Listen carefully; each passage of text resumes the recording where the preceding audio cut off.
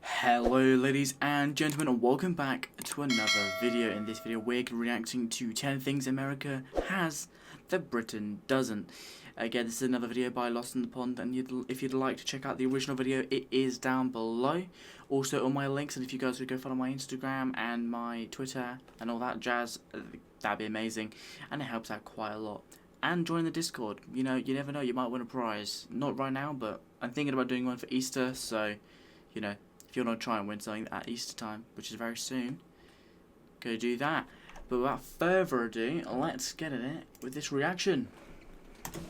Hello, I'm Lawrence, and I'm on a quest to uncover all of the memos that Britain and America lost in the pond. And one of those memos pertains to stuff, things, things that one country might have that the other does not have. And today I'm going to specifically look at 10 things that America has that Britain doesn't. And 10 is the number of the day. Not only is it the number attached to this very listicle, but it's also tied to the fact that I've lived in the United States for the entirety of this decade that we are now reaching the very end of. And the fact that I haven't lived in Britain for a decade does mean I run the risk of including things on this list that have since been adopted by Britain and I was just away and missed it. So I think I was careful enough to do the requisite research before doing this video. So for instance, 10 years ago, I think I might have included, Mexican food or proms or Black Friday or vaping shops. But I've come to find through both my own experiences of visiting earlier this year and also just from second-hand accounts that these things have actually exploded in Britain. Not exploded. I mean, in some cases they have a presence. And so those things are not included, but I will admit that some of the things on my list do have an isolated presence in the United Kingdom. They're just not used or seen or, experienced on a grand scale like they are here in the United States. And so without further ado, let's take a look at... Yeah, definitely sounds interesting. Can't wait to watch this one. 10 things that America has that Britain does not. Right. I wonder if some of these are fake. Like, not fake, but like some things that do exist in Britain that he just didn't know. Yes, wooden houses. So growing up I watched a lot of American films, The Goonies for example, that depicted these wooden houses, and they always seemed really sort of romantic to me. I don't know why. We don't really have them in Britain, or at least we... Barns are normally wooden here, sheds, but not houses. They're all brick. I'm not gonna lie. Brick or stone. Yeah, no, don't really see them. We don't have them en masse, shall we say. Most houses that you'll find in Britain are made of brick, rock solid, right? But the structural integrity of these American houses, these wooden houses, I am led to believe, is still good. It's nothing to worry about. And you might be wondering, well, why does America have so many of these wooden houses? It's cheaper and they have plenty of wood. There's so much wood in America. So many tree farms and all sorts. They can afford to do it. It's cheaper. Also, it's not as cold there. So wooden houses are just more convenient and cheaper. You get more bang for your buck. Well, firstly, they're cheap. Cheaper than brick houses by quite a way. And also there's quite a lot of wood just in the United States. You almost can't see the wood for the trees. That's not how that phrase works. And so they've been a mainstay of American housing since the 19th century. Now that's not to say that of course America doesn't itself have brick houses. In fact, I kind of live in one myself. New York and Chicago, it's known for its brownstone apartments, but also you'll see brickery here and there. But I think for the most part people here do live in houses that have a wooden exterior. I did when I first moved here, in fact, and I have to say it was fine. It was perfectly warm, well insulated. The odd spider got in, sometimes very odd spider, but we'll get onto that later. But it was just like any other house, really. I think my concern would have been that it would have, collapsed on me, or that... Ah, what a pun. He's so punny. Rain would get in or things like that. But no, of course, it's very... These houses are sturdy as far as I can tell, and they're good. Now, whether the house is made of brick, wood or miscellaneous, it's likely to contain the following. Asbestos? I was trying to think what it was. We don't have aircon in air England. Conditioning. Where? Wait, no. Some houses have aircon, but if a house does have... It's either an expensive house that has aircon in the UK, or a lot of conservatories have aircon, just because of when it is summer in England, it is quite humid, and obviously the sun rays on the not the greenhouse, the conservatory makes the conservatory act like a greenhouse. So it is boiling in there. Like the atmosphere just dries up your mouth. So you need an aircon. Where would we be without it? Well, for the first 26 years of my life, I was without it.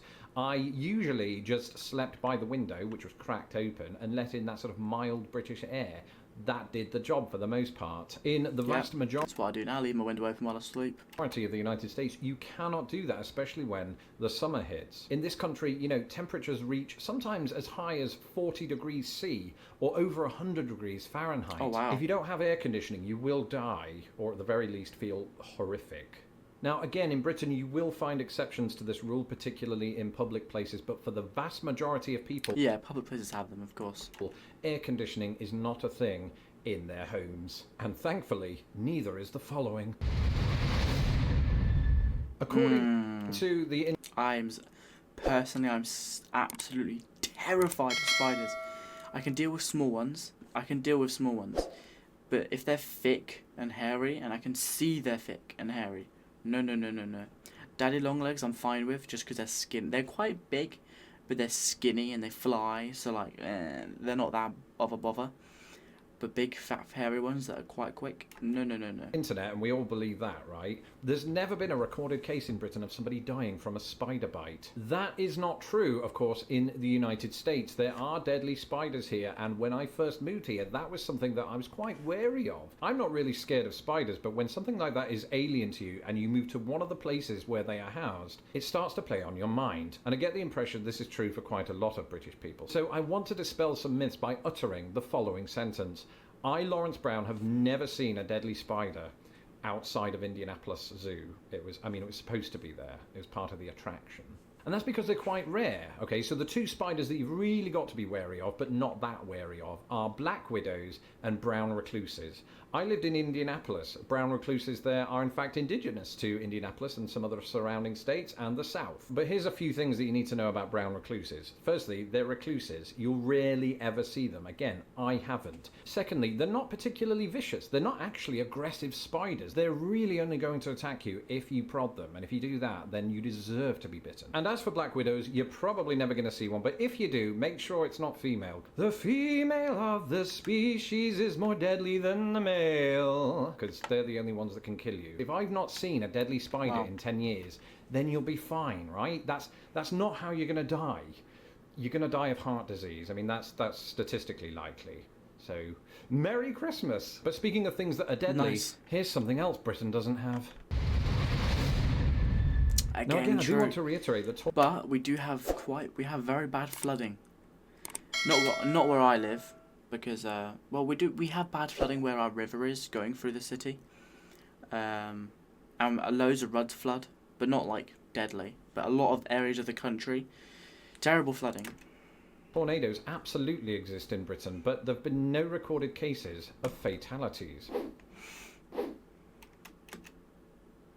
I do remember there was a close shave in Birmingham in the 2000s. They're usually really weak. I remember one turning up at the beach where I lived near, and the extent of the damage was a fallen deck chair. We don't have anything to worry about in Britain when it comes to tornadoes, but in America, of course, that ain't true. Now, again, when it comes to America, heart disease is the thing that you most need to be worried about. You're not very likely to die of a tornado, but that doesn't mean that people don't. Nature can be very, very punishing, and if you live in the Great Plains, or you live in the Midwest, or you live in the South, or other pockets of the United States, you may well encounter a tornado. But as with deadly spiders, I have to report to you today that in my 11 years of living in the United States, I've yet to encounter a tornado. That doesn't mean that I'm not going to one day, but remember that the United States is very large. So when these tornadoes turn up, they don't affect the whole state that they're showing up in. It's just a very small area of that state at any given time. Now, I did once encounter a tornado warning in which the wife and I and the two cats that we had at the time had to huddle together in the tiniest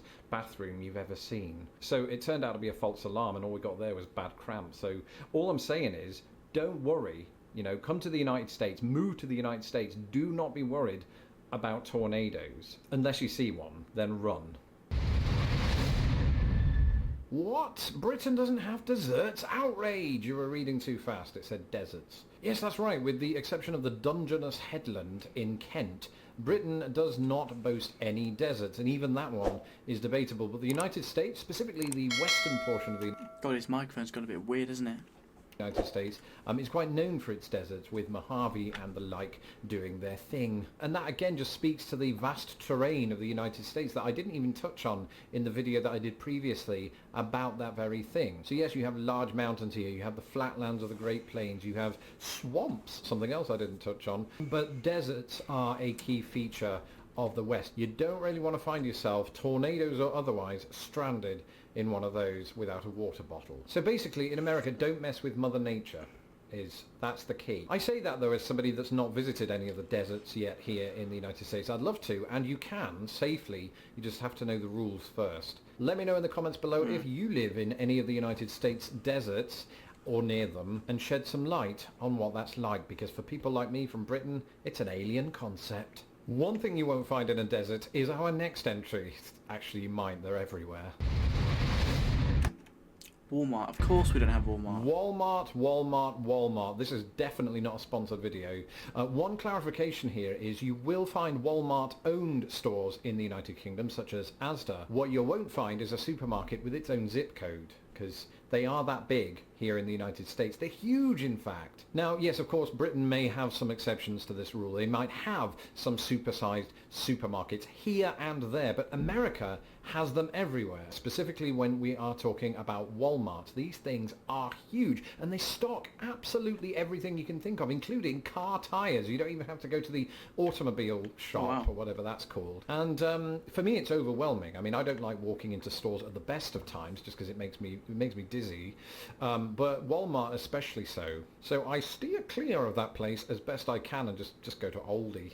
Not knocking anybody that does shop at Walmart, by the way. You've obviously just got more stamina than I do. Sometimes next to Walmart and any of the retail outlets that you'll find in the United States, you might encounter one of these. Actually, one of these might be an understatement. One of the prevailing memories that I have of my first day in the United States, at least living here, was the blanket of neon signs everywhere. There's neon signs here, just down certain streets. Indianapolis looked like Vegas by comparison. It was fun, you know, it was certainly different to anything I'd ever known. I would almost say there was a novelty value to it. Neon signs in Britain usually indicate something quite seedy, or somewhere you shouldn't take your mum. True, very true. And so given that, it was actually quite jarring, still is to this day, to see the word bail bonds written in neon lights. Initially I thought it was an S&M reference, so just be careful where you enter. For the most part you'll be fine, but I assure you, you don't have to have any concerns about entering our next place.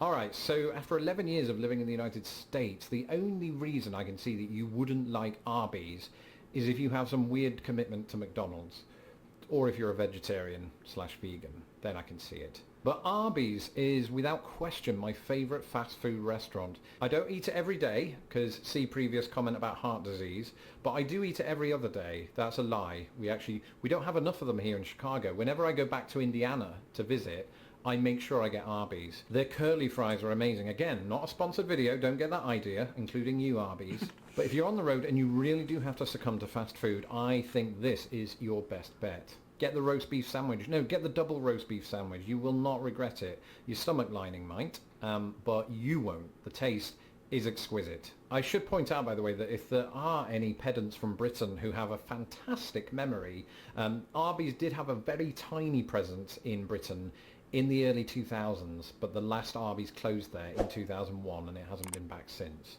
One thing's for sure though, Arbys and many outlets like it have the following.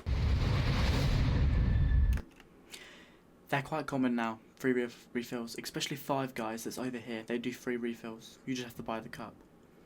And a lot of pubs here do free refills. Anybody that's followed my channel now for a while... Well, no, not all pubs. I mean like Beefeater. If you've seen Beefeater or Granary, sometimes they do a deal, depending on the day. like free refills. I will know that I have feelings on free refills. In fact, I did an entire video about it. And while they are all the rage here, and of course you'll find them in most fast food outlets and other places, there is one clarification I have to make here. You will find free refills as an option in places like Subway in the United Kingdom. So in some capacity, America has exported it, but it is by no means as universal in the United Kingdom as it is in the United States. Yeah, and as I've said before, I think the temptation of knowing that I could get a free cup of pop on top of the one that I've already had is what made me give up pop in the first place. So I do have that to thank America for. Of course, if you are American and you have the willpower to stay away from the free refills, more power to you. Same goes for our final entry. Oh, pancakes. Pancakes are special in Britain. We absolutely have them. That's not what I'm saying here. What I am saying is we usually devote one day a year to eating them, and most of us won't eat them at any other time. I will I'll definitely make them at like other times. I have to be in the mood to do it, but it's such a good breakfast. Gets you going. So when I was a kid growing up, I had a lot of fun on Pancake Day, or Shrove Tuesday, attempting to make pancakes with my mum. She did most of the work, especially after I nearly burnt down the house. But in America, you can eat them any day of the year. Just head down to IHOP, that's International House of Pancakes, and get your pancake filling right there. But you don't even have to do that. I mean, you will find pancakes on the menu at a lot of these sort of, cafes and all manner of other places. They are very, very prevalent. So when you talk about Pancake Day in America, actually, IHOP has its own sort of Pancake Day on or around Shrove Tuesday. But most people don't take it seriously. It's because every day is Pancake Day. That's it for this episode. Don't forget to let me know in the comments below how you like your pancakes. Do you mix it with your Arbys roast beef sandwich? Don't do that. And if you've not... Oh, no, that doesn't sound good. That does not sound good.